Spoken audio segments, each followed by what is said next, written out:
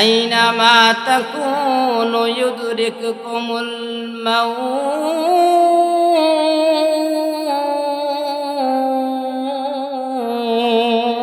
মৃত্যু এটা এমন একটা নিশ্চিত বিষয়, মৃত্যু থেকে বাগার কোনো সুযোগ নাই, আসেনি।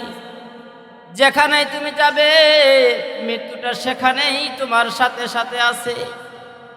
ওয়ালাউ কুনতুম ফি বুরুজিন মুশাইয়াদা, বলে যদিও তুমি শক্ত প্রাচীর ঘেরা মজবুত কেল্লা বানায়া সেখানেই তুমি লুকায় থাকো না কেন, সেখানেই তোমার মৃত্যু সেখানেই ঢুকে যাবে। কুল্লু নাফসিন যায়িকাতুল মাউত।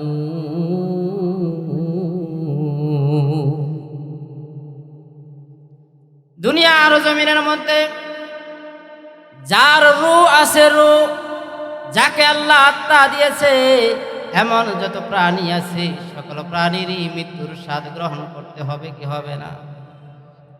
বন্ধু আমার, দুনিয়ার মধ্যে বহুত লোক পাওয়া যায় যে আল্লাহকে স্বীকার করে না।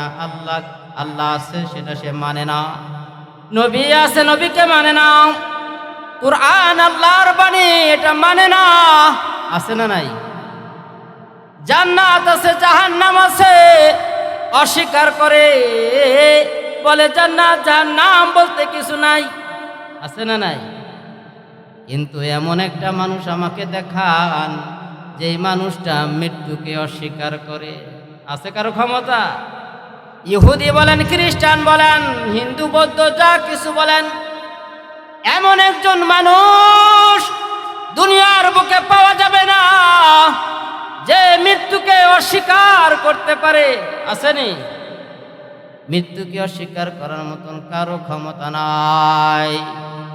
এ বন্ধু, মৃত্যু একটা নিশ্চিত বিষয়, এই নিশ্চিত বিষয় মৃত্যু, আমার মৃত্যু হবে, এই মৃত্যু নিশ্চিত বিষয় নিয়ে আমরা দুনিয়ার মধ্যে বসবাস করি।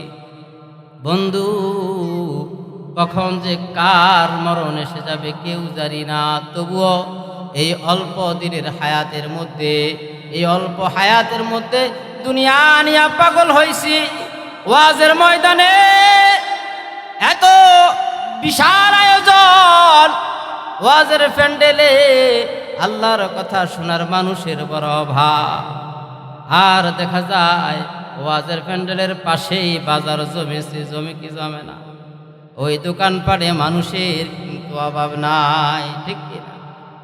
আল্লাহ রাসূল বলে, এই উম্মত, এই ৬০-৭০ বছরের জিন্দেগি সাবধানে কাটায়ো, সাবধানে।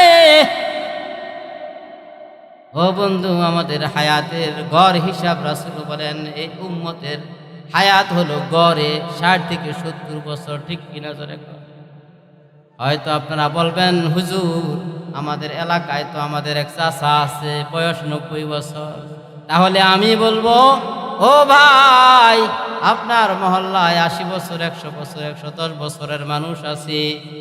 আবার অন্য এলাকায় দেখা গেছে জন্ম হয়েছে তো ৩ দিন পরেই তার মৃত্যু হয়ে গেছে, আছে না নাই? এইভাবে রাসূল বলেন এই উম্মতের গড় হায়াতের বছর হলো ৬০ থেকে ৭০ বছর। ও বন্ধু, আগের নবীর উম্মতেরা তো হায়াত পাইতো বেশি। নূহ আলাইহিস সালাতু ওয়াস সালাম আল্লাহর একজন পয়গম্বর, একজন মহিলা নূহ নবীর কাছে আসছে, এ নবী নূহ, আমার সন্তানদের জন্য একটু দোয়া করে দাও। বলে, কিসের দোয়া করব?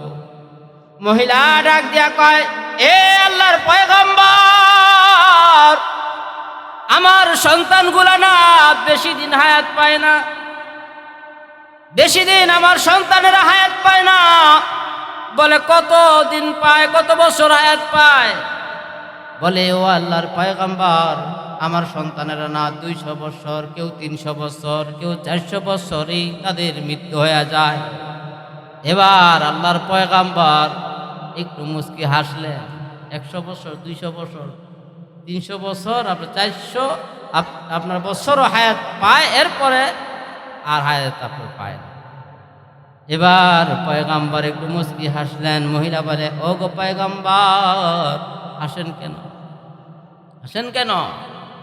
এবার নবী বলে, এ মহিলা শোনো, তোমার সন্তান 400 বছর হায়াত পাইছে, 300 বছর হায়াত পাইছে, হায়াত বাড়ানোর জন্য আসছো, আমি দোয়া করতাম। জানোনি সর্বশেষ নবী, দু জাহানের বাদশা, রহমাতুল লিল আলামিন, দু জাহানের বাদশা, সরদারে কায়নাত, রাসূল আরবি, সাইয়্যিদুল মুরসালিন, খাতামুন নবিয়্যিন, মুহাম্মাদুর রাসূলুল্লাহ সাল্লাল্লাহু আলাইহি ওয়াসাল্লাম, সর্বশেষ একজন নবী আসবেন। ওই নবীর উম্মতেরা কতদিন হায়াত পাবে জানোনি?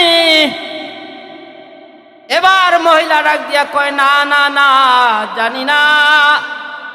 নবী নূহ জানায়, এ মহিলা শোনো, সর্বশেষ নবীর উম্মতেরা মাত্র গড়ে 60 থেকে 70 বছর হায়াত পাবে। মহিলা শুনে আশ্চর্য হয়ে গেছে। ও নবী, কি বলেন? মাত্র 60 থেকে 70 বছর হায়াত পাবে? তাহলে আমার প্রশ্ন আছে। কি প্রশ্ন? বলে, এই 60-70 বছর হায়াতে তারা কি বিবাহ শাদী করবেনি? বিবাহ শাদী করবেনি, ঘর সংসার করবেনি, ক্ষেত খামার করবেনি, চাকরি বাকরি করবনি, ব্যবসা বাণিজ্য করবনি? এবার আল্লাহর পয়গাম্বর জানায়, এ মহিলা শোনো, এই 60-70 বয়সে তারা সব কিছু করবে। বলেন না সুবহানাল্লাহ।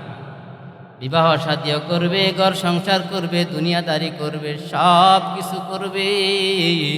তার মধ্যে রবের হুকুম, রবের ইবাদত করবে। এবার মহিলা অবাক হয়ে গেছে। এবার নূহ নবী, পয়গম্বরে নূহ মহিলাকে প্রশ্ন করে, এ মহিলা বলো, তুমি যদি 60-70 বছর হায়াত পাইতা, তাহলে বলো তুমি কি করতা? কি ভাই, আছে না প্রশ্ন? মহিলা এবার নূহ নবীকে জানায়, এ আল্লাহর পয়গম্বর, আমি যদি 60-70 বছর হায়াত পাইতাম, তাহলে আমি আমার মালিকের কুদরতি পায়ে এমন একটা সিজদা দিতাম, একটা সিজদা আমার মালিকের কদমে দিতাম। এই একটা সিজদায় আমি আমার 60-70 বছর কাটায় দিতাম।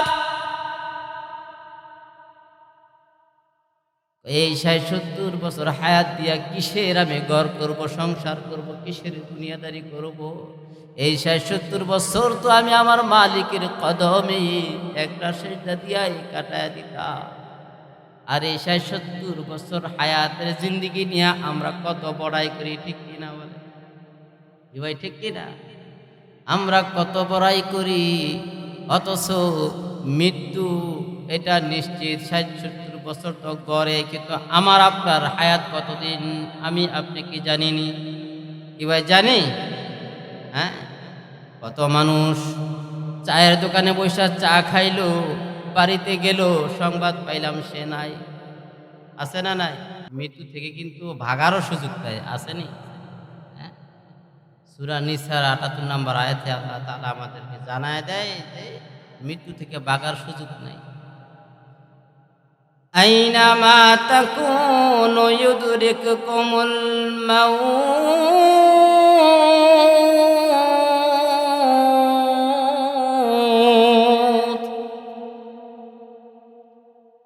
বলে মৃত্যু এটা এমন একটা নিশ্চিত বিষয়, মৃত্যু থেকে ভাগার কোনো সুযোগ নাই, আসেনি? যেখানেই তুমি যাবে মৃত্যুটা সেখানেই তোমার সাথে সাথে আছে। ওয়ালাউ কুনতুম ফি বুরুজিন মুশাইয়াদা, বলে যদিও তুমি শক্ত প্রাচীর ঘেরা মজবুত কেল্লা বানায়া সেখানেই তুমি লুকায় থাকো না কেন, সেখানেই তোমার মৃত্যু সেখানেই ঢুকে যাবে, ঠিক কিনা? মৃত্যু এমন একটা জিনিস, মৃত্যু থেকে পলায়ন করার মতো কোনো সুযোগ নাই, আসেনি? ও বন্ধু আমার, মৃত্যুটা কোন দিন আমাদের এটাও কিন্তু আমরা কেউ জানি না। বহু মানুষ মৃত্যু কবে হবে জানার চেষ্টা করেছে, কিন্তু জানার সুযোগ নাই। এটা কি ভাই, ঠিক না? ইমাম মালিক রহমাতুল্লাহি আলাই, মাযহাবের ইমাম, ওনার দিলের মধ্যে বড় তামান্না, আমি কতদিন বাঁচবো যদি জানতে পারতাম তাহলে আমি মক্কায় গিয়া উমরা করতাম। ওনার দিলের মধ্যে তামান্না হলো উনি বসবাস করে মদিনায়। মদিনাতে ওনার বসবাস, মদিনায় থাকে নবীজির রওজার পাশে। জীবনের শেষ সময় ওনার খেয়াল হলো আমি মদিনা ছেড়ে যাব না।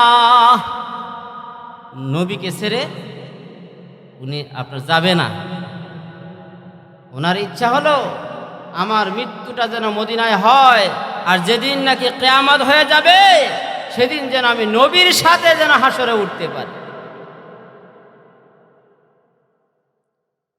এই জন্য বন্ধু উনি মদিনা থেকে বের হইয়া কোথাও যায় না, কিন্তু দিলের মধ্যে তামান্না, আমি যদি সময় পাইতাম, জানতে পারতাম আমার মৃত্যু কবে হবে, তাহলে আমি মক্কায় গিয়া আল্লাহর ঘরটা দু চোখে দেখে দেখে আমি তওয়াফ করতাম। এই স্বপ্ন কার কার আছে? আপনাদের আসেনি? আল্লাহ তাআলা সকলকে আল্লাহর ঘর বাইতুল্লাহ সচক্ষে দেখে দেখে তওয়াফ করার তৌফিক দান করুক বলি আমিন। এবার ইমাম মালিক মৃত্যু কবে হবে জানার জন্য বহু চেষ্টা, কিন্তু মৃত্যু কখন হবে এটা জানার তো ক্ষমতা কারো নাই, আসেনি? বন্ধুরা, একদিনের ঘটনা, রাত্রে স্বপ্নের মধ্যে দেখে রাহমাতুল্লিল আলামিন রাসূলে আরবি স্বপ্নের মধ্যে সাক্ষাৎ দিয়েছে। সুবহানাল্লাহ। নবী করিম সাল্লাল্লাহু আলাইহি ওয়াসাল্লাম স্বপ্নের মধ্যে ইমাম মালিকের সাথে সাক্ষাৎ, ইমাম মালিকের সাথে অনেক কথাবার্তা।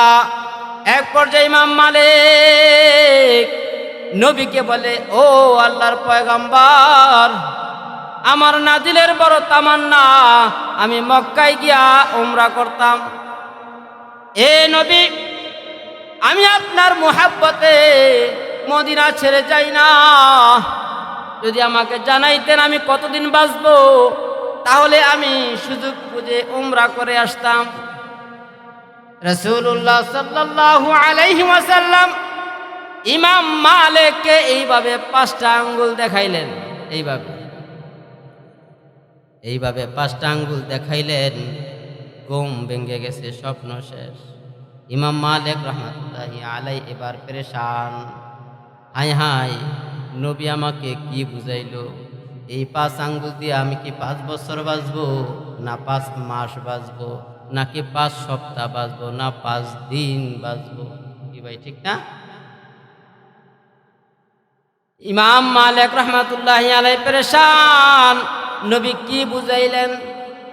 বন্ধু আমার, খাদেমকে দিয়া সাথে সাথে পাঠাইলেন, ও খাদেম যাও, যুগশ্রেষ্ঠ স্বপ্নের ব্যাখ্যাকার ইবনে সিরিনের কাছে যাও, গিয়া আমার এই স্বপ্নের ব্যাখ্যা জানো। স্বপ্ন কে দেখেছে এই খবর কিন্তু জানায়ও না। খাদেম দৌড়ে গেছে ইবনে সিরিনের কাছে, গিয়া বলে, ও ইবনে সিরিন, এক লোকটা স্বপ্নে দেখছে নবী না তাকে 5টা আঙ্গুল দেখাইছে, এটার ব্যাখ্যা কি? এটার ব্যাখ্যা বলো। এবার ইবনে সিরিন কয়, স্বপ্নটা আপনার দেখছে কে? সে বলে, নাম বলতে তো নিষেধ আছে। ইবনে সিরিন বলে, যদি নাম বলতে নিষেধ হয় তাহলে স্বপ্নের ব্যাখ্যা বলাও নিষেধ। ইবনে সিরিন জানায়, এই আল্লাহর বান্দা, তুমি যেই স্বপ্নের ব্যাখ্যা চাইতেছ এই স্বপ্নটা যেমন তেমন মানুষে দেখতে পারে না। এ আল্লাহর বান্দা, তুমি যেই স্বপ্নের ব্যাখ্যা চাইতেছো, এই স্বপ্নের ব্যাখ্যাটা, এই স্বপ্নটা যেমন তেমন মানুষে দেখতে পারে না।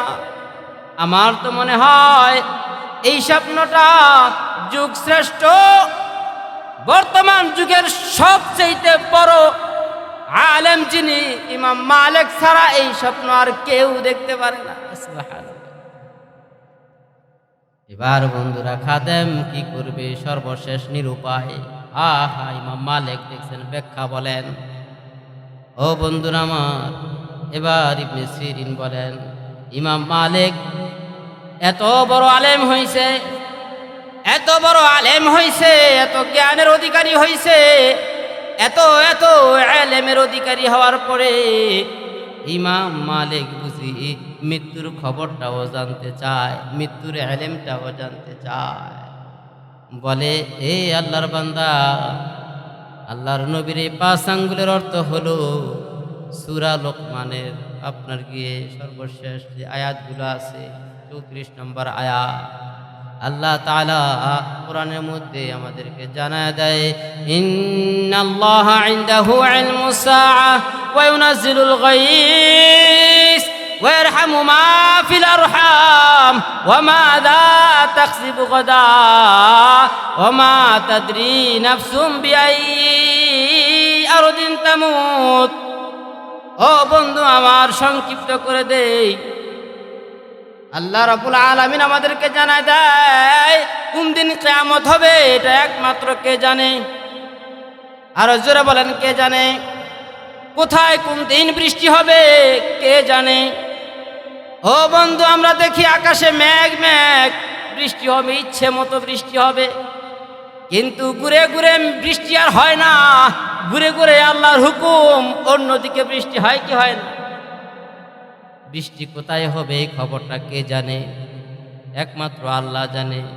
ও বন্ধু, মায়ের রেহেমের মধ্যে সন্তান ছেলে নামে, এটা কে জানে? কে জানে? ও বন্ধু আমার, আগামীকাল আপনি কি খাবেন, আপনার রিজিকের কি ফয়সালা, এটা কে জানে? আপনি হয়তো ঠিক করে রাখছেন আগামীকালকে বিয়ের বাড়িতে গিয়া গোশত দিয়া, মাছ দিয়া, পোলাও দিয়া খাবো, কিন্তু আল্লাহ কয়, না না না, আমি তো রিজিক রাখছি অন্য জায়গায়, শুধু পান্তা বাদ দিয়া রিজিক সেটাই আল্লাহর। আল্লাহ জানে আগামীকালকে আপনি কি খাবেন, কি করবেন, ঠিক কিনা জোরে কর। আমার যেই বিষয়টা আপনাদেরকে বলা উদ্দেশ্য, সেটা হলো 5 নম্বরে আল্লাহ রাব্বুল আলামিন বলে, কার কখন কোন জায়গায় মৃত্যু হবে এটা কে জানে? এটা একমাত্র আল্লাহ জানে। এ ইমাম মালিক, আল্লাহ রাসূল 5টা আঙ্গুল দিয়া তোমাকে এটাই বুঝাইছে যে এই 5টা ইলমের, এই 5টা জ্ঞানের, এই ইলম, 5টা জিনিসের ইলম একমাত্র কে জানে? এই 5টা জিনিসের ইলম একমাত্র আল্লাহ জানে। আমি নিজেও জানি না। আল্লাহর নবী বলে, এই 5টা ইলম আমাকেও আল্লাহ জানায় নাই। এই জন্য বন্ধুরা, দেখা গেছে কার কখন মৃত্যু হবে এটা আমরা যখন জানি না, এই অনিশ্চিত একটা জীবন নিয়ে চলছি। আল্লাহ রাব্বুল আলামিন এই দুনিয়ার মধ্যে আমাদেরকে পাঠাইছেন। বলবেন যে মৃত্যু যখন হয়ে যাবে, তাহলে আল্লাহ দুনিয়াতে পাঠাইলেন কেন? কি ভাই, আসেনি প্রশ্ন? আল্লাহ তাআলা আমাদেরকে জানায় দেয় দুনিয়াতে কেন পাঠাইছেন। আল্লাহ বলেন, ওয়ামা খালাকতুল জিন্না ওয়াল ইনসা ইল্লা লিয়াবুদুন। আল্লাহ রাব্বুল আলামিন বলে, বান্দারে, আমি মানুষকে আর জিনকে শুধু আমি আমার ইবাদতের জন্য বানাইলাম। শুধুমাত্র আমার ইবাদতের জন্য আমি মানুষকে বানাইলাম। প্রশ্ন হবে, যদি ইবাদতের জন্যই মানুষকে বানাইলো, তাহলে দুনিয়ার কাজকর্ম কোন সময় করব? দুনিয়ার কাজকর্ম কি? ও বন্ধু, সংক্ষেপ জবাব হলো, রাসূলুল্লাহ সাল্লাল্লাহু আলাইহি ওয়াসাল্লামের সুন্নাত অনুযায়ী যদি কেউ দুনিয়ার কাজও করে, সেটাও আল্লাহ তাআলা ইবাদতের মধ্যেই গণনা করে নেয়। সুবহানাল্লাহ। ও বন্ধু আমার, আল্লাহ রাব্বুল আলামিনের ইবাদতের জন্য আমাদেরকে বানাইছে। আর ইবাদতগুলা নবীর তরিকায় যদি হয়, আপনার ক্ষেত লাগানিও ইবাদত, আপনার চাকরি করাও ইবাদত। বন্ধু, সুন্নত আছে না নাই? এমন কোনো কাজ নাই যেটার মধ্যে নবীর সুন্নত নাই। বন্ধুরা, নবীর সুন্নতের উপরে আমল করতে পারলে অনেক লাভ আছে, ফায়দা আছে। সময় নাই,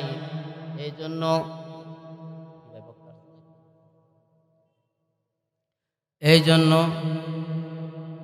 বয়ান আপনার এখানেই আপনার শেষ করলাম। সুন্নত অনুযায়ী যদি কেউ তার জীবনকে আপনার পরিচালনা আপনার যে করে, তাহলে তার সমস্ত কাজ সকাল থেকে সন্ধ্যা, ঘুমে যাওয়া থেকে ঘুমে উঠা, সব কিছুর মধ্যে সুন্নত আছে না নাই বলেন?